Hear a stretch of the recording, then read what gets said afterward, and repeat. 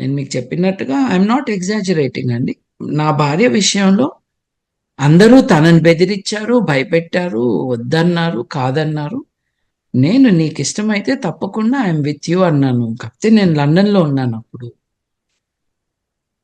కానీ మా ఎక్స్‌పీరియన్స్ ఏంటి? మా ఎక్స్‌పీరియన్స్ ఏంటంటే ఎంఎస్ రెడ్డి గారు ఇంత బాగా మాట్లాడి చూసుకోవటమే కాకుండా వాళ్ళ ఇంటికి భోజనానికి పిలిచి వాళ్ళ ఇంట్లో ఒక స్పెషల్ సొరకాయ కూర అది వండించి మాకు తినిపించి పంపించారు. అంటే అందరినీ ఒకే దాన్ని కట్టేయకూడదు అన్నది it's an obvious thing, but it needs to be repeated. ఇప్పుడు ఈ జల్సా సినిమా రిలీజ్ చేసింది గీతా ఆర్ట్స్ అండి. ఇప్పుడు గీతా ఆర్ట్స్ ఓనర్స్ కానీ దాంట్లో ఉన్న వాళ్ళు కానీ should they not be accountable? ఇప్పుడు ఒక న్యూస్ పేపర్లో ఒక ఆర్టికల్ వస్తుందండి. ఆర్టికల్ రాసిన వ్యక్తి పైన మనకు అభ్యంతరం ఉంటే ఆ వ్యక్తిని, అలాగే పబ్లిషర్ని, అలాగే ఎడిటర్ని అందరినీ బాధ్యులు చేస్తాం కదా. ఒక ప్రొడక్షన్ హౌస్ ఇంత పువర్ క్వాలిటీ, లో స్టాండర్డ్స్ అండ్ హారిబుల్ కంటెంట్, మళ్ళీ గుర్తు చేస్తున్నాను నేను, డెప్యూటీ చీఫ్ మినిస్టర్ గారు, ఇవాళ డెప్యూటీ చీఫ్ మినిస్టర్, 2008లో జల్సా సినిమాలో నిద్రపోతున్న అమ్మాయిని రేప్ చేస్తే ఏం మజా వస్తుందిరా అన్న డైలాగ్ చెప్పారు. ప్రాయశ్చిత్తం అందుకు చేసుకోవాలి, ప్రాయశ్చిత్తం అందుకు చేసుకో. పవిత్రత అపవిత్రత అంటున్నారే, ఆడవాళ్ళు మీకు పవిత్రమైతే మీరు అట్లాంటి మాట మాట్లాడినందుకు మీరు అక్కడ చేసుకోండి ప్రాయశ్చిత్తం, అందుకు చేసుకో. ముఠాలుగా విడిపోయిన జనాల సమాజం మనది. నేను ఈ పార్టీతో ఉన్నాను, నేను ఆ వ్యక్తికి వీరాభిమానిని, నేను అంటానికి ఒప్పుకోను, నేను ఫలానా సేనలో ఉన్నాను, నేను ఫలానా గ్రూపులో ఉన్నాను, ఆర్మీస్ ఉన్నాయి. దీనితో things are not moving forward. ఇంకోటి, నేను I have to speak carefully, but perhaps I'm going to say it openly. Big బాస్లో నేను ఒకడిని ఈ ఇంట్లోంచి బయటకి పంపించేయాలి, నేను పంపించలేకపోతే నేను ఈ హౌస్లోంచి వెళ్ళిపోయినాక మీరందరూ కలిసి పంపించేయాలి అన్నా. ఎందుకని ఉంటాను? ఆ హౌస్లో కనీసం 2 ఆడవాళ్ళు నాకు ఆ హౌస్లో ఎటువంటి ఇన్అప్రోప్రియేట్ బిహేవియర్ వారి పట్ల జరిగిందో అది వాళ్ళని చెప్పారు కాబట్టి. నేను ఓపెన్గా ఎందుకు మాట్లాడలేదంటే, ఆ మాట్లాడటం అన్నది మొదటిసారి విక్టిమే మాట్లాడాలి, బయట వాళ్ళు మాట్లాడకూడదు. కాబట్టి అప్పటి నుండి ఇప్పటి వరకు నేను వారి పేర్లు చెప్పట్లేదు, కానీ నేను ఎవరినైతే హౌస్లోంచి బయటకు పంపించాలన్నా వాడు ఒక అమ్మాయిని జాకెట్ దగ్గర చేయబెట్టడం దగ్గర నుంచి ఇంకొక అమ్మాయిని ఇంకో రకంగా టచ్ చేయటం కానీ వాళ్ళు ప్రొటెస్ట్ చేశారు. Big boss is a place of work అండి. సో వర్క్ ప్లేస్లో సెక్షువల్ హారాస్మెంట్ ఉండకుండా ఉంటాను, కమిటీ అక్కడ ఉండాలి. చూసారా, నేను హౌస్ బయటకు వచ్చేసినాక హౌస్ బయటకి నేనే వెళ్తాను అని చెప్పాను, కెమెరాలో చూపిలేదు. నాకు ఇది అక్కర్లేదు, నేను బయటకు వెళ్తాను అన్నాక 2 వారాలు పట్టింది వెళ్ళటాను. నేను అన్ని యాక్టివిటీస్కి దూరంగా ఉన్నాకు. షో అయిపోయినాక ఆ లేడీస్ గ్రూప్తోనే నేను అన్నాను, నేను మీతో ఉంటాను, నాకు విదేశాలు వెళ్ళే ప్లాన్ ఉంది, ఎప్పటి నుంచో చేసుకున్న నా ప్లాన్ ఉంది, బిగ్ బాస్ కారణంగా కొన్ని నెలలు డిలే అయింది, నేను వెళ్ళకముందు ఆ రిలేటెడ్ హ్యూమన్ రైట్స్ సపోర్ట్ నేను ఇస్తాను, రండి కంప్లైంట్ ఇవ్వండి అని నేను చెప్పాను. హౌస్లో కూడా చెప్పాను, కెమెరాకు వచ్చి చెప్పండి, మీరు కెమెరాలో చెప్పితే బిగ్ బాస్ లో ఉండే 90 కెమెరాల్లో ఒక కెమెరా ముందుకు వచ్చి చెప్పమన్నా, చెప్పలేదు. షో అయిపోయినాక నేను అడిగాను వాళ్ళు, మీరు చెప్తారా అని.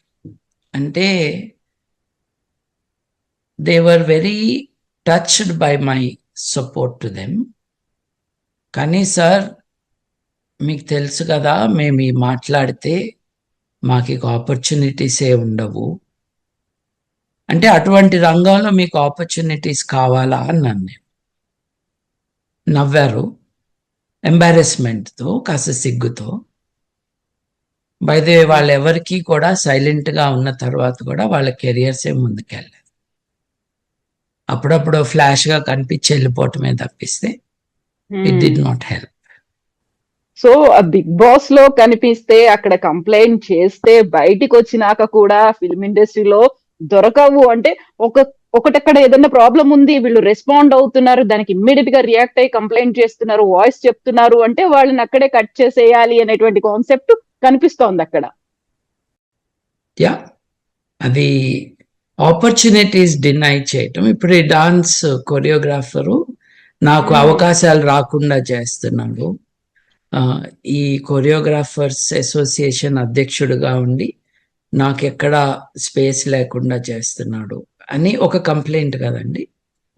అంటే కొంతమందిని వెలివేయటం, వాళ్ళకి అవకాశం రాకుండా చూడటం. మీకు గుర్తుండే ఉంటుంది 2018లో నాకు అటు ఇటు సినిమా రంగం వాళ్ళే, బాగా డబ్బులున్న ప్రొడ్యూసర్లే కూర్చుని ఫోన్లో మాట్లాడే వాళ్ళు ఉన్నాం. నేను ఆ మాని మూసేయాలి అని అన్నా. ప్రభుత్వం ఒక ఐఏఎస్ ఆఫీసర్ని పెట్టాలి, అక్కడున్న వాళ్ళ పేర్లు కూడా గుర్తులేవు, వాళ్ళు శ్రీరెడ్డి గారిని అవకాశాలు లేకుండా చేస్తాము అని, సామాజిక బహిష్కరణ చేస్తామన్నటువంటి మాటలు మాట్లాడారు. I'm oppose to every abuse of human rights. నేను ఆ కాంటెక్స్ట్లోనే దెబ్బలాడాను. ఆ కాంటెక్స్ట్లోనే వాళ్ళు అంత ఓపెన్గా ఎలా చెప్పగలిగారండి? ఒక వ్యక్తిని అవకాశాలు లేకుండా మేము చేస్తాము అంటే under the current, behind the సీన్సే కాదు, ఓపెన్గా కూడా మాట్లాడేవాడు. వీళ్ళని కూర్చోబెట్టి గంటల తరబడి టీవీల్లో ఇంటర్వ్యూలు, వాళ్ళు ఎంత గొప్ప వాళ్ళో చెప్పటాలు, వీళ్ళలో కొంతమందికి ఆనరరీ డాక్టరేట్లు. ఒక ఆయనేమో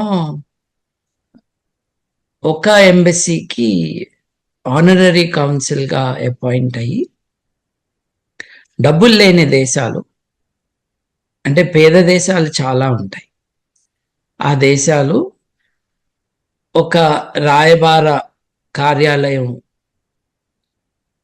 వేరే దేశాలలో ఏర్పాటు చేసి దాని క్యాపిటల్ రాజధానిలో, మిగతా నగరాల్లో కాన్సులేట్స్ని ఏర్పాటు చేసుకుంటాయి.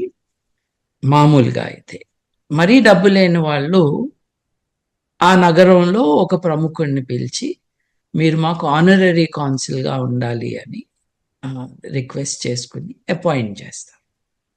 ఇట్స్ రియల్లీ ఒక అలంకారం తప్పించి వాళ్ళకేమీ consular functions in real sense ఉండవు. అంటే ఒక పేద దేశం తమ దగ్గర డబ్బులు లేవు కాబట్టి ఒక ఊళ్ళో, ఇండియా లాంటి దేశంలో 7-8 నగరాల్లో కార్యాలయాలు పెట్టుకోకుండా 7-8 మందిని అపాయింట్ చేసి నువ్వు మాకు ఆనరరీ కౌన్సిల్గా ఉండాలి అని చెప్తారు. రాయబారులని ప్రోటోకాల్ ప్రకారం యువర్ ఎక్సలెన్సీ అని అనాలి. సో ఒక cinema not very successful actor గారు, లెట్ దెమ్ నో అంకుల్ గారు, తన ఆనరరీ కాన్సులర్ పొజిషన్ ఉంది కాబట్టి అందరూ నన్ను యువర్ ఎక్సలెన్సీ అనాలి అని డిమాండ్ చేశాడు అన్నది ఆరోపణ. ఎంత చిల్లర మనుషులండి వీళ్ళు! ఏం చేద్దామండి వీళ్ళ నుంచి? మనం ఏం ఎక్స్పెక్ట్ చేయాలి? వీళ్ళందరూ ధనవంతులే, వీళ్ళందరికీ చాలా పవర్ ఉంది సొసైటీలో. ఇటువంటి వారికే పవర్ ఉండటం అన్నది కూడా It's a travesty in modern society. So this is where we are, అండి. ఈ కాంటెక్స్లో sexual abuse, sexual exploitation will continue. And I want to add one small addition to what I have said so far. ఆడవాళ్ళు మాత్రమే కాదండి, మగవాళ్ళు కూడా are victims of sexual exploitation. నేను ఒక టీవీ ఛానల్కి సెక్షువల్ ఎక్స్ప్లాయిటేషన్ మీద షో చేయటానికి ప్రిపేర్ అవుతుంటే కొంతమంది వచ్చారు. మేము పిల్లలుగా ఉన్నప్పటి నుండి ఇప్పటి వరకు మమ్మల్ని ఎలా అబ్యూస్ చేశారు, దీస్ ఆర్ బాయ్స్, యంగ్స్టర్స్, చెప్పడానికి. ఇంకొక విషయం, కన్జర్వేటివ్ సొసైటీస్లో, ఆడవారిని దేవతలుగా చూసే సొసైటీస్లో ఆడవారి పట్ల ఏదైనా జరిగినప్పుడు చాలా స్ట్రాంగ్గా రియాక్ట్ అవుతాము. తప్పేం కాదు, చేయాలి కూడా. There is no doubt, because women are vulnerable. ఈ ఫోకస్ పెట్టడంలో వాళ్ళు మర్చిపోతుంది ఏంటంటే, సగం కంటే ఎక్కువ జనాభా ఉన్నది మగవాళ్ళు, మగపిల్లలు మన సమాజం. వాళ్ళకేం జరుగుతుంది అని చూడట్లేదు. ఒక్కసారి national crime records bureau statistics చూస్తే 56% మంది ఆర్ బాయ్స్, 44% మంది are girls in sexual exploitation matters. ఆశ్చర్యంగా లేదు? మన సమాజం కేవలం ఒక ఇష్యూ మీదనే కాన్సన్ట్రేట్ చేసిన కారణంగా వారు విక్టిమ్సే కదా, మగపిల్లలు. వీళ్ళిద్దరిని పక్కన పెడితే, స్టాటిస్టిక్స్ లేవు కాబట్టి నాకు తెలీదు, అందుకని నేను రౌండప్ చేసి 56, 44 అన్నాను. ట్రాన్స్జెండర్స్ ఉన్నారు. ట్రాన్స్జెండర్స్ వాళ్ళ లైఫ్స్ ఏంటి, వాళ్ళ జీవనోపాధి ఏంటి, వాళ్ళకి జీతాలు లేక, ఉద్యోగాలు లేక, వాళ్ళు రోడ్డు మీదకి వచ్చి ఎందుకు మిమ్మల్ని డబ్బులు అడుగుతున్నారు? మీరెవరు వాళ్ళని ఆఫీసుల్లోకి రానివ్వట్లేదు కాబట్టి, వాళ్ళకు ఉద్యోగాలు ఇవ్వట్లేదు కాబట్టి. వాళ్ళు ఎందుకు అడుక్కుంటున్నారు? వాళ్ళని మీరు బయటకు తరిమేశారు కాబట్టి, నువ్వు మొగ కాదు, ఆడ కాదు అన్నారు కాబట్టి. అదే కదా తెలుగు సినిమా వాళ్ళు మాడా అని అనేది, మగ ఆడ రెండు కాని వాళ్ళు అని. అంటే చూడండి, ఈ toxic thing is being reflected.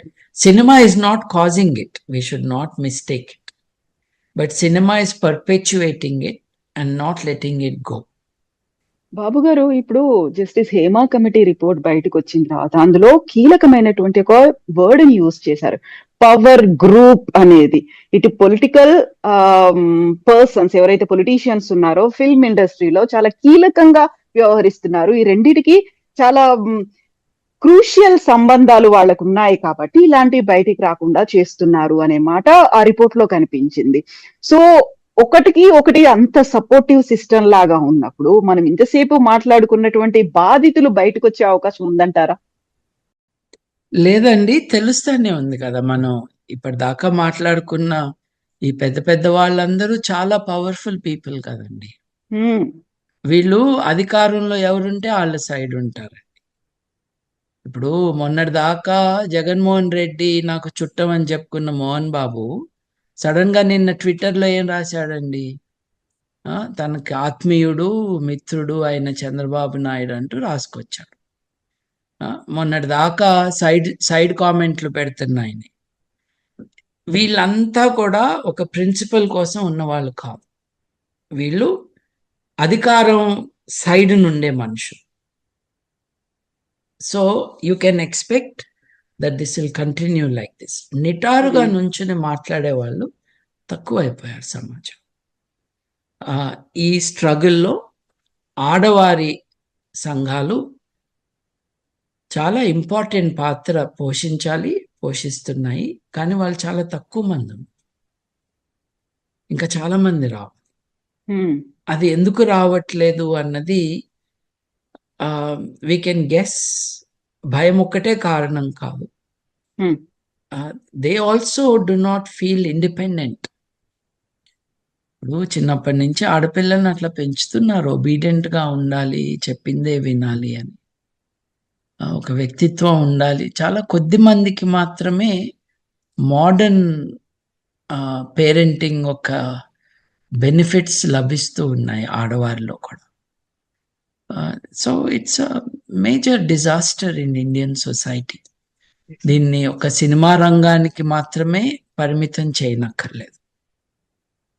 Prostitution, ఇది ఫీమేల్ హ్యూమన్ ట్రాఫికింగ్, 16 ఏళ్ళు 18 ఏళ్ళు నిండని ఆడపిల్లలకి పెళ్లిళ్ళు చేసేయటం, లీగల్ ఏజ్ కంటే తక్కువగా ఉన్నప్పుడు సెక్స్లో పాల్గొంటే అది రేప్ అవుతుంది. ఎంతమంది బిడ్డలు రేప్కి గురవుతున్నారు, తల్లిదండ్రులు అరేంజ్ చేస్తున్న రేప్. ఈ 16 ఏళ్ళు 14 ఏళ్ళ పెళ్ళిళ్ళు ఇంకా జరుగుతూనే ఉన్నాయి కదా. అవును. తెలంగాణలో జరుగుతున్నాయి, ఒరిస్సాలో జరుగుతున్నాయి, మధ్యప్రదేశ్లో జరుగుతున్నాయి, రాజస్థాన్లో జరుగుతున్నాయి. ఈ జరిపేది మళ్ళీ వాళ్ళ పెద్దలే కాకుండా ఇంట్లో కుటుంబ సభ్యులే కాకుండా ఒక్కోసారి మంత్రులు, ఎమ్మెల్యేలు కూడా వెళ్తున్నారు వీటికి.